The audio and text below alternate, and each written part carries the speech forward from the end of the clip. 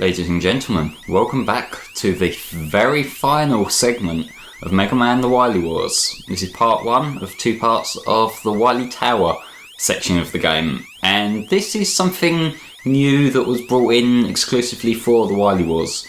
This wasn't in any of the NES games, and basically what it is it's a little extra section of 3 extra stages that you play through. Well, 3 extra Robot Master stages, then some extra stuff afterwards. And it's kind of like a little spin-off thing at the end, and I like it. Yeah, this guy is fucking giant. And this is probably the best feature of the Wily Tower section. You can pick any of the weapons from any of the first 3 games. You can just get a combination of 8 different ones. And granted, this makes you completely beast because you can have the elect beam and the metal blades on your loadout from the start. So you can just beat your way through everything, but ultimately you've beat the 3 games, you deserve a bit of an easy ride. So why the hell not? What I will say is, throughout these stages you get like certain walls that you have to have both the Clashman weapon and the Hardman weapon, so I take both of those regardless, just because I like being able to get extra shit even if I don't actually need it. And yes, I do have the Magnet Beam and Rush Jet together, so now not even platforming will get in my way. Because you know it's great playing a platformer without the platforming, right? I'm a casual.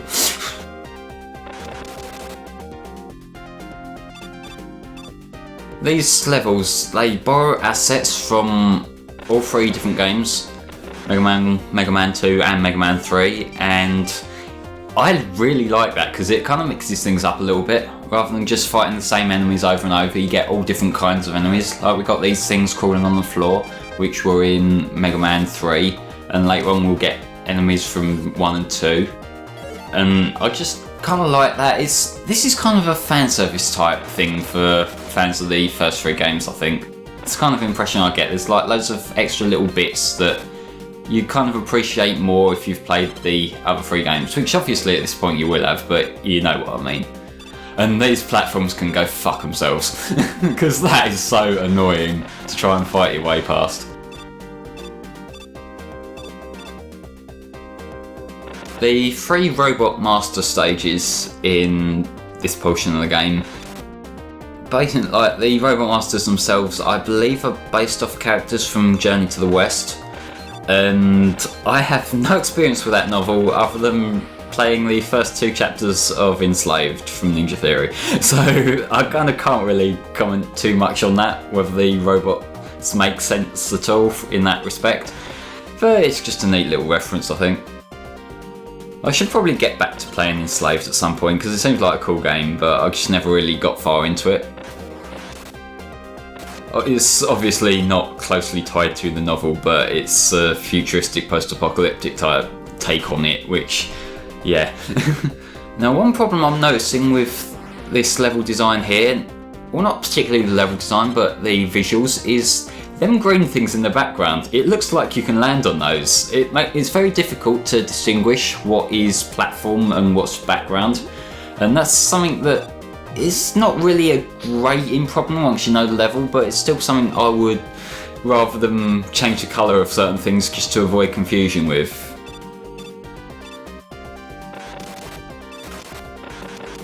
And yes, we've got spinning wheels that swallow you between 2 wheels. Always fun.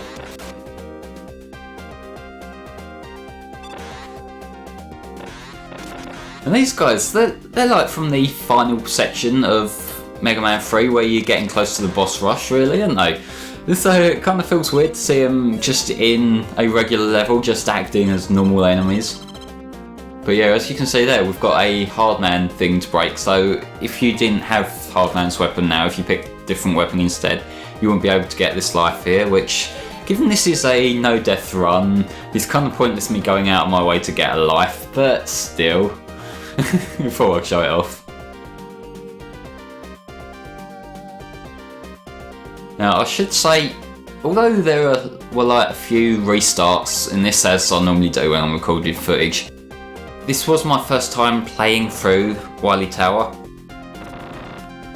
So the gameplay here isn't going to be as smooth as, say, Mega Man 2 and 3 were. I exclude 1 because that Mega Man 1 run in retrospect wasn't that great, particularly in the Wily stages, but still.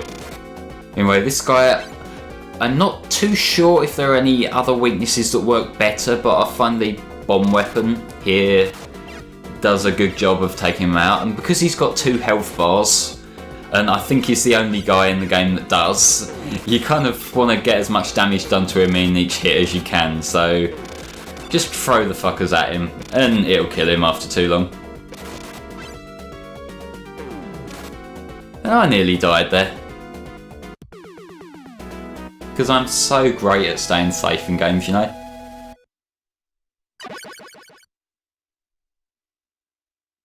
But that was the first of the Wily Tower bosses down.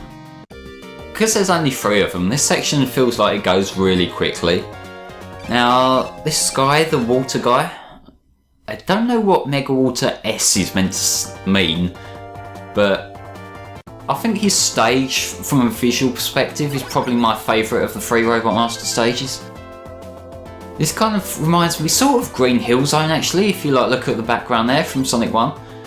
It's got the kind of, if it had checkerboards it would basically be Green Hill, just with, you know, a random lake in it.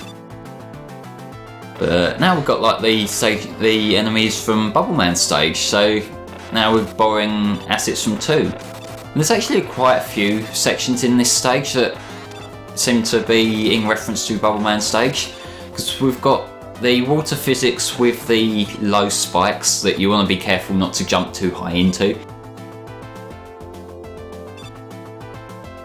And we've also got coming up, not right here because we've got the needles things from Needleman stage, but there's also one of them giant fish enemies later on in the level as well. So it's basically Bubble Man stage but with more colour. And it's because that it kind of, although I do like how Bubble Man stage looks overall in the Wily Wars, this looks a lot more interesting. But here again, from Bubble Man stage we've got these little like lobstery type things. In terms of the music, I think these musical pieces, not so much the Robot Master stages, but the ones in later stages are probably the best tracks in the game. And the reason why I say that is where the ones from the remake games are literally just 16-bit interpretations of 8-bit songs, these are new songs written with the 16-bit technology in mind. Well, I say 16-bit, I don't think the music chip on the Mega Drive is actually 16-bit, I think it's more like 10 or something, but it's more advanced than the 8-bit music, and so when they're making songs specifically for that, it sounds a lot better than taking an 8-bit song and just trying to add more instruments to it for the sake of it.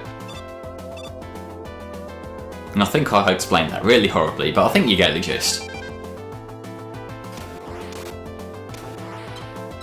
But yeah, I think I'm going to miss this extra thing on the right, because if you see on the right there, there's another Hard Man section. Which, yes, that did annoy me when I was going back through this footage afterwards, editing it together, because it bugs me when I miss things. I get a little bit kind of, I guess not completely kleptomaniac with it, but I do like to get things if I see them. So the fact that I missed it and then saw it afterwards, that kind of bugged me a little bit. But still. And that's the thing from, I think, I want to say Wily 3 from Mega Man 2, but I might be wrong there. The giant fish that sort of jumps out. And yeah, I do apologise if this playthrough turns out to be a lot of, oh, it's this thing from that thing, you know, because I'm just trying to see these. And it's really interesting where, because I know Mega Man 1, 2 and 3 kind of inside out, but I know basically nothing about this. It's kind of unusual to see these different enemies that I recognise, but seeing them in different kind of situations, if that makes any sense. But yeah, we have the metal blade, so I can kind of cheat my way through a lot of things. Not that I'm going to use them here though, because I'm going to use the bomb again. Because this guy again, I don't know if there's a better weakness to use, but the bomb seems to do a pretty good job against him, so I'll sort of roll with that. trying to work out what animal he's based off. He looks like, I guess, an upright standing bird. Like, not quite an ostrich type thing, but that kind of style where it's got what looks like a beak. So I guess maybe it's a bird. But yeah, this is a really easy boss. Literally just throw the bombs up the top there. Most of them will hit him. Just as long as you aim it sort of towards where he's standing, you'll get a hit in, even if it's not completely on him. But that's him down. Basically no challenge whatsoever.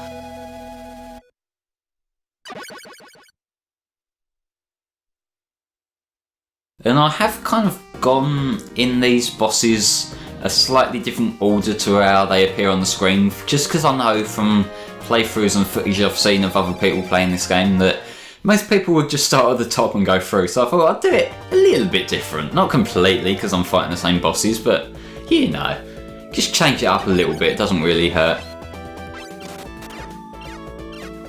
This is a very serene looking place, I think, where you got the kind of cozy looking grassland with trees and that, but also you got clouds suggesting it's fairly high up. It feels very calming, the general aesthetic of this, and I like sections in levels like this. It sounds like the sort of thing that I'll just be kind of sitting back in a hammock with maybe like listening to Number 9 Dream by Plastic Ono Band or some kind of chill music like that.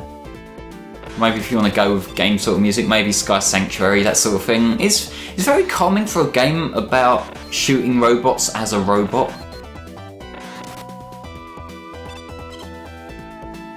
But also I do kind of get vibes of the later parts of Snake Man's level, so it's basically Snake Man stage without all the reptile stuff, which I like. And it's our best friend from Airman stage.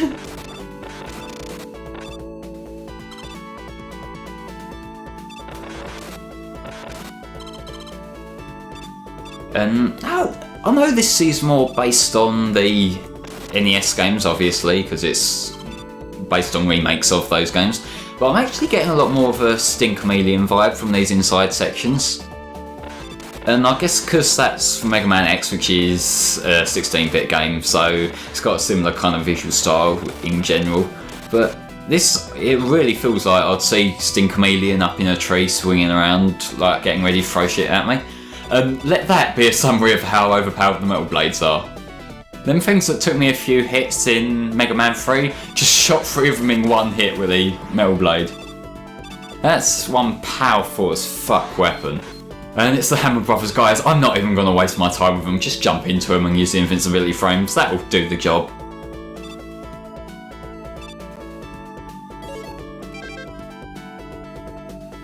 But now, as we see here, and I think it's interesting that they did this, that there's distinctions between the things you can break with the Crash Bomb and things you can break with the Hard Knuckle.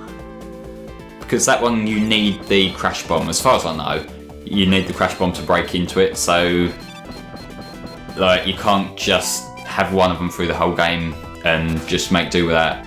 But I suppose it does let you change what weapon loadout you have before each new level. So if you know what's in what level, you could just switch it out and use a different weapon in place of it.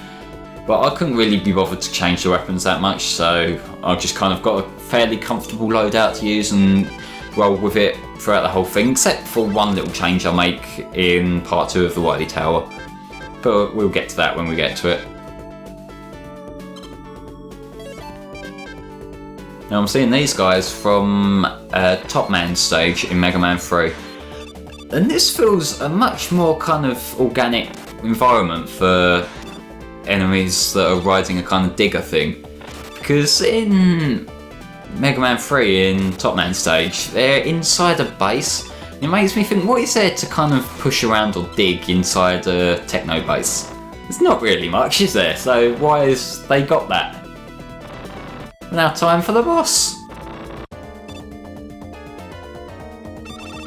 Now this guy's interesting because I'm not actually going to kill him in this boss fight, I'm just going to sort of weaken him. But a good weapon to take him down is the Hard Knuckle when he doesn't use that irritating push attack. And that irritating push attack, it actually reminds me of Wire Sponge's power from X2, although I think this game came out way before then, if I recall correctly. So it's just a similar kind of thing. I don't think it was any sort of inspiration, but it's just a similarity I noticed. But that's the monkey robot down. Well, out of my way for now. So I'll see you in the next part for the finale of Mega Man: The Wily Wars. See you then.